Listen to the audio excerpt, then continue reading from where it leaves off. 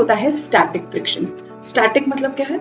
जब मूवमेंट नहीं हो रहा, एक ऑब्जेक्ट दूसरे के ऊपर अभी मूव करना स्टार्ट नहीं हुआ है। तो जैसे आपने एक्सपीरियंस किया होगा, there is a huge box, if you trying to push that heavy box, तो जब स्टार्ट ही करना होता है पुश, तब हमें ज्यादा फोर्स लगता है। Why? Because before even we start pushing, there is a friction. Friction is always acting opposite to the direction of motion. है ना, हम हमेशा देखते हैं friction is always trying to oppose the motion. तो जब ये heavy box हम push करने की कोशिश करते हैं, तब क्या होता है? वो बहुत difficult लगता है, because that time static friction is acting against the force that we are applying. है ना? So it is, the object has not yet started moving, but there is an opposition. But it will act only and only when you start pushing.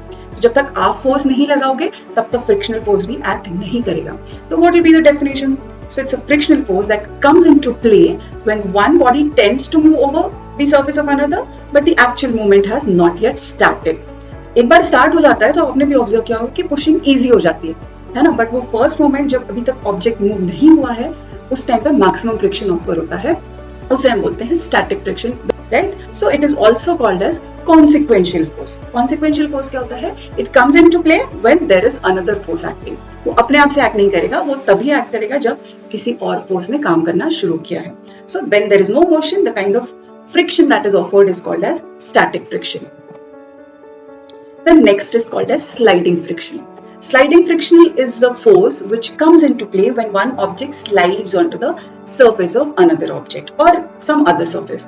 तो जैसे हम देखते हैं कि एक बार वो static friction ओवरकम कर लिया तो ऑब्जेक्ट क्या करता है? स्लाइड करने लगता है। उस केस में जो ऑपोजिशन तो हमेशा ही होने वाली है, right? So that kind of force which is coming into play when the object is sliding, है ना, वो धीरे से स्लाइड कर रहा है, जैसे आप इसमें देख रहे हो कि मोबाइल फोन स्लाइड कर रहा है ना, उस टाइम पे कौन सा फ्रिक्शन एक्ट करेगा? उस टाइम पे जो होगा उसे हम बोलेंगे स्लाइडिंग फ्रिक्शन। अब होता है नेक्स्ट रोलिंग फ्रिक्शन। तो डिफरेंस समझिए, एक होता है स्लाइडिंग, एक होता है रोलिंग।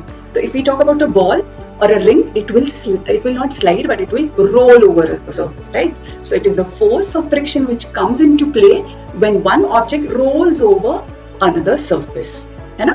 तो एक surface पे जब वो roll हो रहा है, जैसे आप देख रहे हो कुछ balls roll हो रहे हैं slide से, so in that case क्या हो रहा है? इसमें कौन सा friction act करेगा? That will be the rolling friction.